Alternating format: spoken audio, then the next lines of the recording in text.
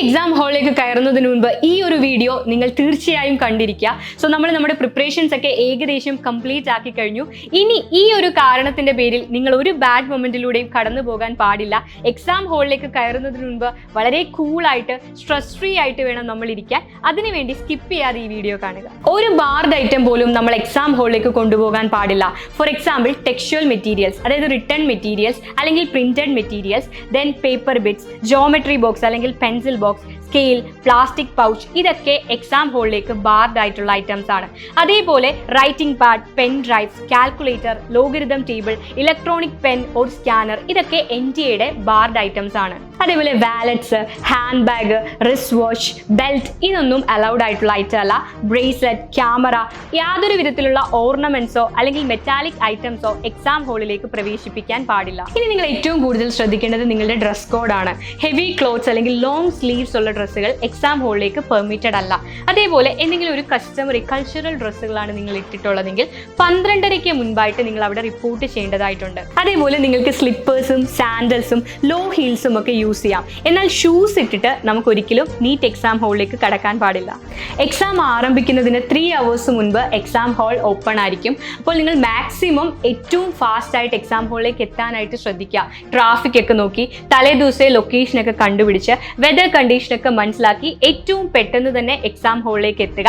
1:30 ശേഷം യാതൊരു കാരണവശാലും വിദ്യാർത്ഥിയെ എക്സാം ഹാളിലേക്ക് പ്രവേശിപ്പിക്കുന്നതല്ല. ഓരോ വിദ്യാർത്ഥിക്കും അലോട്ട് ചെയ്ത സീറ്റുകൾ ഉണ്ടായിരിക്കും. സോ നിങ്ങൾ രജിസ്റ്റർ നമ്പർ രേഖപ്പെടുത്തിയ സീറ്റിൽ 1:15 നിങ്ങൾ എത്തി ഇരിക്കുക. 1:30 എക്സാം ഹാളിലേക്ക് ഇൻവിജിലേറ്റർ എത്തി നിങ്ങൾക്ക് ആവശ്യമുള്ള ഇൻസ്ട്രക്ഷൻസ്, നിർദ്ദേശങ്ങളും കാര്യങ്ങളും ഒക്കെ നൽകുന്നതായിരിക്കും.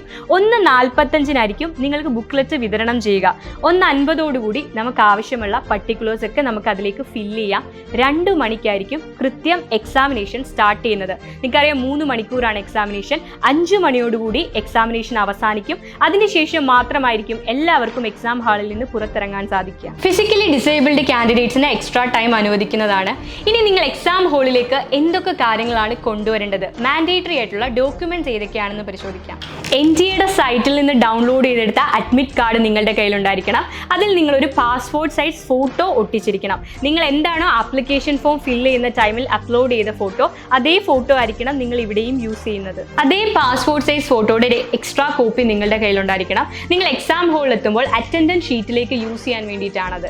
അതേപോലെ ഒരു കവർ ഫോട്ടോ, വൈറ്റ് ബാക്ക്ഗ്രൗണ്ടിലുള്ള ഒരു കവർ ഫോട്ടോ നിങ്ങളുടെ കയ്യിലുണ്ടായിരിക്കണം.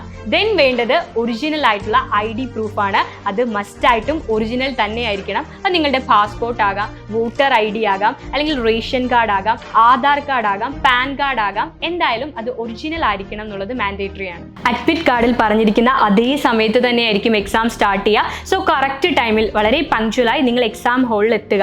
എക്സാം തുടങ്ങുന്നതിന് മുൻപ് തന്നെ ഇൻവിജിലേറ്റർ നിങ്ങൾക്ക് ആവശ്യമായ ഇൻസ്ട്രക്ഷൻസ് ഒക്കെ നൽകുന്നതായിരിക്കും. എക്സാം ബിഗിൻ ചെയ്യുന്ന ടൈമിലും ഹാഫ് ടൈം എത്തുമ്പോഴും എക്സാം എൻഡ് ചെയ്യുന്നതിന് മുൻപും നിങ്ങൾക്ക് ആവശ്യമായ സിഗ്നൽസ് ലഭിക്കുന്നതായിരിക്കും. ബുക്ക്ലെറ്റ് കിട്ടുമ്പോൾ തന്നെ എല്ലാ പേജസും ഉണ്ട്, അതേപോലെ എല്ലാ ക്വസ്റ്റ്യൻസും ഉണ്ട് എന്നുള്ളത് നിങ്ങൾ എൻഷുർ ചെയ്യുക. എന്ന് കരുതി നിങ്ങൾ എല്ലാ ക്വസ്റ്റ്യൻസും ഒരേപോലെ വായിച്ചു നോക്കി ടെൻഷൻ ആവരുത് ഒരിക്കലും. വളരെ പതിയെ ഓരോ ക്വസ്റ്റ്യനായിട്ട് വായിച്ച് ആൻസർ OMR ഷീറ്റിൽ രേഖപ്പെടുത്തുക.